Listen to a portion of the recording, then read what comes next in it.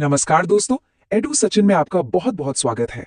मैं हूं सचिन और आज हम एक बहुत ही दिलचस्प विषय पर गहराई से बात करने वाले हैं। हम लौटेंगे समय में, अगस्त 2025 में। अब देखिए, ये सिर्फ कैलेंडर का एक और महीना नहीं था। ये वो समय था जब भारत ने अपनी राष्ट्रीय और अंतर्राष्ट्रीय स्थिति को मजबूत करने के लिए एक के बाद एक कई बड़े और अहम कदम उठाए। रक्षा से लेकर कूटनीति तक, अर्थव्यवस्था से लेकर विज्ञान तक, इस एक महीने में इतनी सारी महत्वपूर्ण घटनाएं हुई जिन्होंने देश के भविष्य की दिशा को एक नई गति दी। तो चलिए मेरे साथ इस पूरे महीने की यात्रा पर और समझते हैं कि ये सब कुछ कैसे और क्यों हुआ। तो सबसे बड़ा सवाल हमारे सामने यही है कि आखिर अगस्त 2025 में ऐसा क्या क्या हुआ जिससे भारत की सामरिक और वैश्विक स्थिति इतनी मजबूत हुई। ये सवाल ही आज की हमारी पूरी चर्चा का केंद्र बिंदु है। इसका जवाब हमें अलग अलग हिस्सों में मिलेगा, जैसे कि हमारी रक्षा नीतियां, हमारे नए कानून, दुनिया की दूसरे देशों के साथ हमारे रिश्ते और हमारी अर्थव्यवस्था की चाल। हम एक एक करके इन सभी पहलुओं को खंगालेंगे।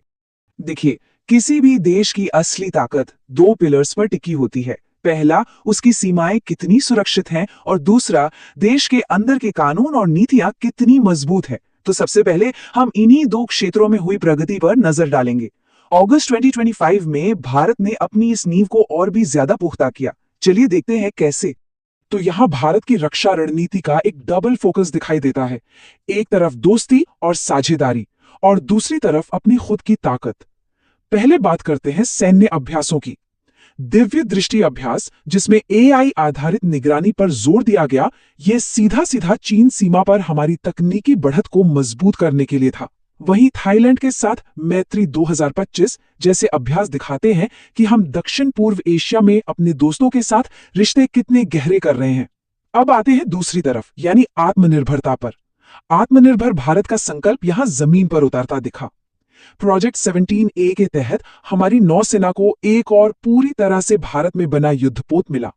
ये हमारी समुद्री ताकत को बढ़ाता है। और हां, अग्नि 5 जैसी बैलिस्टिक मिसाइल का सफल परीक्षण ये पक्का करता है कि भारत की सुरक्षा और निवारक क्षमता पहले से कहीं ज्यादा मजबूत है। सीमाओं की सुरक्षा के साथ साथ देश के अंदर के सिस्टम को भी सुधारा जा रहा था। अगस्त 2025 में शासन को लेकर 4 बड़े बदलाव हुए। पहला था 130वां संविधान संशोधन विधेयक। इसका मकसद था राजनीति में जवाबदेही लाना, कि अगर कोई मंत्री 30 दिन से ज्यादा हिरासत में है तो उसे पद से हटाया जा सके। दूसरा, तटीय नौवहन विधेयक। सोचिए, यह 100 साल पुराने 1925 के कानून को बदल रहा था, ताकि समुद्री व्यापार और नेविगेशन को आज के जमाने के हिसाब से आधुनिक बनाया जा सके। तीसरा, ऑनलाइन गेमिंग बिल। ये एक बहुत बड़ा सेक्टर बन चुका है और इसे रेगुलेट करना जरूरी था, इसलिए 28% जीएसटी के प्रावधान के साथ ये बिल लाया गया। और चौथा, 15 अगस्त को प्रधानमंत्री विकसित भारत रोजगार योजना की घोषणा हुई, जिसका सीधा मकसद था देश के युवाओं के लिए रोजगार के नए मौके बनाना। तो ये सब मिलकर एक बेहतर शासन और मजबूत अर्थव्यवस्था की नींव रख रहे थे। अच्छा, तो देश के अंदर की मजबूती की बात तो हो गई। अब जरा नजरिया बदलते और देखते हैं कि दुनिया के मंच पर क्या हो रहा था। अगस्त 2025 में भारत ने दुनिया में अपनी पहचान और अपनी आवाज को कैसे बुलंद किया, क्योंकि असली ताकत का अंदाजा तो यहीं से लगता है। भारत की विदेश नीति की सबसे खास बात है इसका मल्टी डायमेंशनल होना। एक तरफ हम जापान जैसे विकसित देश के साथ क्लीन एनर्जी पर काम कर रहे हैं, तो दूसरी तरफ फिजी जैसे छोटे लेकिन महत्वपूर्ण प्रशांत द्वीपीय देशों के साथ अपने रिश्ते मजबूत कर रहे हैं। लेकिन इस महीने की सबसे बड़ी कूटनीतिक जीत थी अमेरिका के साथ 5वीं पीढ़ी के फाइटर जेट इंजन की तकनीक पर हुआ समझौता। दोस्तों, ये एक असली गेम चेंजर था। ये सिर्फ एक रक्षा सौदा नहीं था, ये इस बात का सबूत था कि अमेरिका अब भारत को अपने सबसे भरोसेमंद और करीबी रणनीतिक साझेदारों में से एक मानता है। ये तकनीक मिलना गहरे होते भरोसे का प्रतीक है। देखिए, अच्छी नीतियां और बड़े बड़े समझौते तभी कामयाब होते हैं जब उन्हें लागू करने के लिए सही लोग सही पदों पर हों। अगस्त 2025 में कई बहुत महत्वपूर्ण नियुक्तियां हुई। अगर हम राष्ट्रीय स्तर पर देखें तो सशस्त्र सीमा बल यानी एसएसबी के नए महानिदेशक अमृत मोहन प्रसाद और उप राष्ट्रीय सुरक्षा सलाहकार के तौर पर अनीश दयाल सिंह की नियुक्ति ने हमारे सुरक्षा तंत्र को और मजबूत किया। वहीं अंतर्राष्ट्रीय स्तर पर भी कुछ दिलचस्प बातें हुई। म्यांमार में राजनीतिक बदलाव हुए और भारतीय मूल के निखिल रविशंकर का एयर न्यूजीलैंड जैसी बड़ी कंपनी का सीईओ बनना, ये सब दिखाता है कि भारतीय प्रतिभा और प्रभाव दोनों ही दुनिया भर में बढ़ रहे हैं। चलिए अब हम एक ऐसे क्षेत्र की ओर बढ़ते हैं जो सीधे तौर पर हर देशवासी के गौरव और उत्साह से जुड़ा होता है, और वो है खेल और सम्मान। सैन्य और आर्थिक ताकत के अलावा ये हमारी सॉफ्ट पावर का एक बहुत महत्वपूर्ण हिस्सा है। तो देखते हैं कि अगस्त 2025 में हमारे खिलाड़ियों और कलाकारों ने देश का नाम कैसे रोशन किया। अगस्त 2025 में खेल के मैदान पर भारत के लिए कई अच्छी खबरें आईं। कुश्ती में तपस्या ने U20 वर्ल्ड चैंपियनशिप में गोल्ड मेडल जीतकर इतिहास रच दिया। ये हमारी युवा प्रतिभा का एक शानदार उदाहरण था। इससे भी बड़ी बात यह थी कि भारत अब बड़े बड़े अंतर्राष्ट्रीय टूर्नामेंट्स की मेजबानी कर रहा था। बिहार के राजगीर को एशिया कप हॉकी 2025 की और तमिलनाडु को FIDE चेस वर्ल्ड कप 2025 की मेजबानी मिली। ये दिखाता है कि भारत अब एक ग्लोबल स्पोर्ट्स हब बन रहा है। फुटबॉल में मणिपुर ने जूनियर बॉयज की BC रॉय ट्रॉफी जीती। और हाँ, क्रिकेट में एक युग का अंत हुआ जब द वॉल के नाम से मशहूर चेतेश्वर पुजारा ने क्रिकेट को अलविदा कहा। भारत का गौरव सिर्फ खेल के मैदान तक ही सीमित नहीं रहा, कला और संस्कृति के क्षेत्र में भी बड़ी उपलब्धियां हासिल हुई। 71वें राष्ट्रीय फिल्म पुरस्कारों में 12th फेल जैसी फिल्म को सर्वश्रेष्ठ फिल्म का सम्मान मिला। ये फिल्म करोड़ों युवाओं की प्रेरणा बनी और ये जमीनी हकीकत पर बने सिनेमा की एक बड़ी जीत थी। वहीं दूसरी ओर राजस्थान की मनिका विश्वकर्मा ने मिस यूनिवर्स इंडिया 2025 का ताज अपने नाम किया। ये वैश्विक मंच पर भारतीय सौंदर्य, बुद्धिमत्ता और आत्मविश्वास का प्रतीक था। ये दोनों सफलताएं भारत की सांस्कृतिक शक्ति को दर्शाती हैं। चलिए अब उन दो इंजनों की बात करते हैं जो असल में देश की प्रगति को शक्ति देते हैं, यानी विज्ञान और अर्थव्यवस्था। किसी भी देश के भविष्य की नींव उसकी आर्थिक स्थिरता और वैज्ञानिक तरक्की पर ही टिकी होती है। तो इस सेक्शन में हम देखेंगे कि अगस्त 2025 में इन दोनों महत्वपूर्ण क्षेत्रों में भारत ने कौन से बड़े मील के पत्थर हासिल किए। अगस्त 2025 में भारत की अर्थव्यवस्था की सेहत बताने वाले 4 बड़े संकेत मिले। पहला, बैंकिंग सेक्टर में पंजाब नेशनल बैंक ने .bank.in डोमेन को अपनाया। ये एक छोटा कदम लग सकता है, लेकिन ये डिजिटल बैंकिंग को और ज्यादा सुरक्षित बनाने की दिशा में एक बहुत बड़ा कदम था। दूसरा, हमारे UPI ने तो कमाल ही कर दिया। एक दिन में 700 मिलियन यानी 70 करोड़ से भी ज्यादा लेन देन का रिकॉर्ड पार हो गया। ये भारत की डिजिटल क्रांति की अभूतपूर्व सफलता है। तीसरा, टैक्सेशन में GST के नए स्लैब 5%, 18% और 40% प्रस्तावित किए गए, जो टैक्स सिस्टम को और सरल बनाने की कोशिशों का हिस्सा था। और चौथा, हुरून लिस्ट में अंबानी परिवार का सबसे धनी परिवार के रूप में टॉप पर आना देश की कॉर्पोरेट शक्ति को दर्शाता है। अब बात करते हैं विज्ञान की, और इसमें सबसे पहले अंतरिक्ष की। स्क्रीन पर जो आप देख रहे हैं वो है निसार सैटेलाइट। ये कोई आम सैटेलाइट नहीं है, ये इसरो और नासा का एक बहुत ही महत्वपूर्ण जॉइंट मिशन है।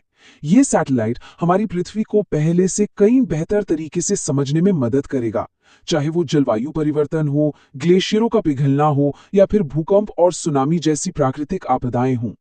निसार सिर्फ एक सैटेलाइट नहीं है, बल्कि इस बात का पुख्ता सबूत है कि भारत अब स्पेस साइंस में एक ग्लोबल सुपर पावर है, जिसके साथ दुनिया की सबसे बड़ी स्पेस एजेंसी नासा भी मिलकर काम करना चाहती है। अंतरिक्ष के अलावा भारत भविष्य की 3 और बहुत महत्वपूर्ण तकनीकों में भी तेजी से आगे बढ़ रहा था। पहला है आर्टिफिशियल इंटेलिजेंस यानी AI।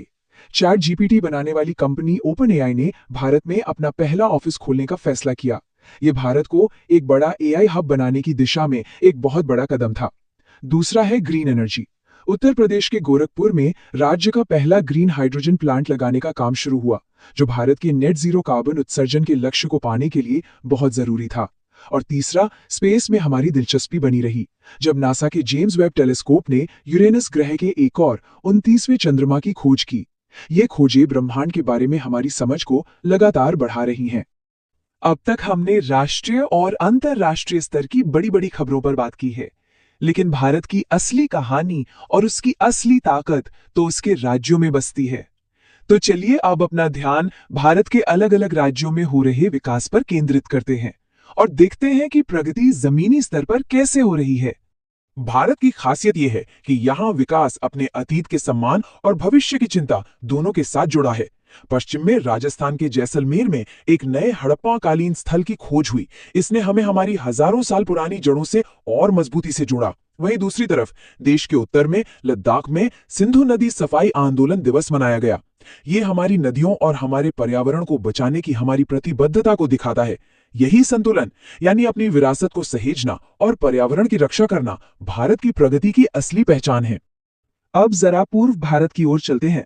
यहाँ भी प्रगति के दो प्रमुख स्तंभ दिखाई दिए। पश्चिम बंगाल सरकार ने प्रवासी मजदूरों के लिए श्रम श्री योजना शुरू की। ये उन्हें सामाजिक सुरक्षा देने के लिए थी, जो कि मानवीय विकास का एक बहुत जरूरी पहलू है।